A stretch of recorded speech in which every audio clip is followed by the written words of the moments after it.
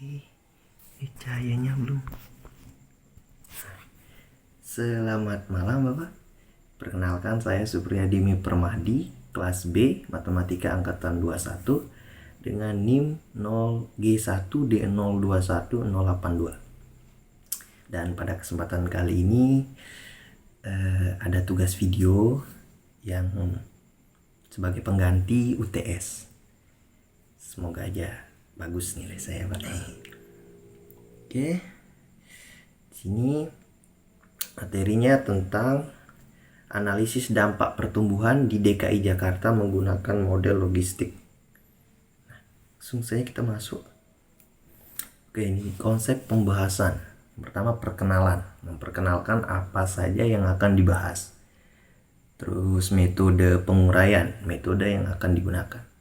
Berikutnya hasil, gambaran hasil penelitian, dan kesimpulan, dan juga referensi, sumber informasi dari jurnal tersebut.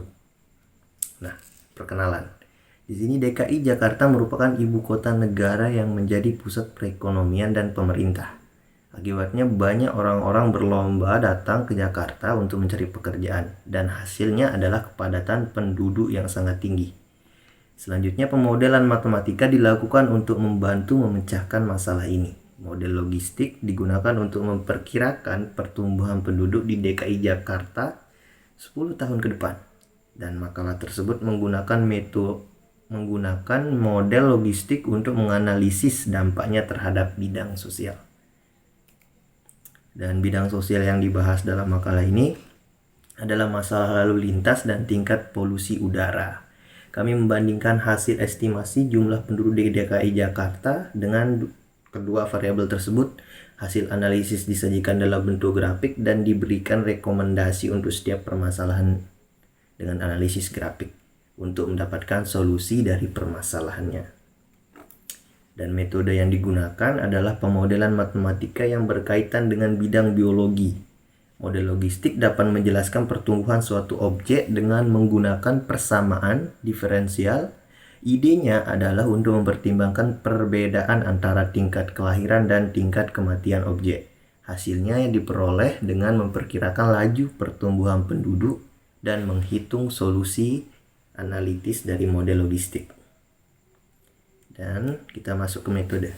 Nah, di sini metode yang digunakan dalam penelitian ini adalah pemodelan matematika dengan menggunakan logistik model seperti yang dijelaskan dalam bukunya Usman Pagalay 2009. Di sana ada dn per dt sama dengan na min bn. Nah, kedua ruasnya diintegralkan. Terus dapatlah hasil persamaan pertama ini, nt 1 per nt 0 dikali a min bn t0 per a min bn t1 sama dengan e pangkat a dikali t min 1 min 0 t min 1 maaf a dikali t1 min t0. Terus nah, untuk setiap t1 elemen t dan nt0 sama dengan n0, kita mendapatkan solusi analitik untuk persamaan 1 sebagai berikut. Ini nt sama dengan a n0 dikali e pangkat a dikali t1 min t0 per a min b n0 ditambah b n0 dikali e pangkat a dikali t1 min t0. Hasil ini kita dapat memodifikasi persamaan 2 menjadi persamaan 3. Nah, ini persamaan 3-nya. nt sama dengan n0 dikali k per n0 plus k min n0 dikali e pangkat min a t1 min t0. Nah, ini hasilnya. Hasil dari data penduduk 3 tahun terakhir digunakan untuk menentukan laju pertumbuhan dan dilampirkan pada tabel 1. Nah, di dalam data ini datanya dalam ribuan unit. Nah, ini Kepulauan Seribu 24,3. Ini dalam satuan dalam ribuan unit itu 24,3 dikali 1000 jadinya 24.300 penduduk di tahun 2009. dan seterusnya sampai 2021. Dan ini hasilnya. Tingkat kelahiran A akan diturunkan dari persamaan 1. Persamaan 1 yang tadi ln NT min ln N0 sama dengan A dikali T min T0. Jadinya A sama dengan ln NT dikurangi ln N0 per T min T0. Dan berdasarkan tabel 1 dan persamaan di atas diperoleh A sama dengan 0,00446555. Dan ini hasilnya dari untuk tahun 2022. Anu tadi apa? Mana sih? Nah, ini. Mana persamaan? Nah, yang ini. NT gunakan persamaan ketiga. Aduh, maaf. Nah, ini NT-nya N 2022 dikali N 2022 dikali K. Hasilnya seperti ini untuk 2022 dan 2023, 2024 sampai 10 tahun ke depan. 2028, 2030 dan N 2022 sampai N 2030 ini disajikan dalam bentuk tabel dan grafik. Nah, ini dia tabelnya. Tabel 2, perkiraan jumlah DKI Jakarta. Datanya satuan ribuan. 2022 perkiraan populasinya ada 10.636,685. Dikali 1000 ini jadinya 10 juta. Sampai dengan 2030 ada 10.938,900 dikali 1000 jadinya 10.900.000. Dan ini dia tabelnya. Ini dia grafiknya. Nah, interpretasi berdasarkan tabel 2 dan gambar 1, perkiraan pertumbuhan penduduk DKI Jakarta dari tahun 2022 sampai 2030 itu terus meningkat dari tahun ke tahun. Nah, ini hasil dari persamaan 3 tadi. Nah, ini diskusinya. Indeks lalu lintas menyatakan kemacetan rata-rata DKI Jakarta tahun 2009 adalah 70%. Berdasarkan tabel 1, penduduk tahun 2019 adalah 10.557.810 jiwa. Di sisi perkiraan populasi di 2030 ada 10.938.900 jiwa.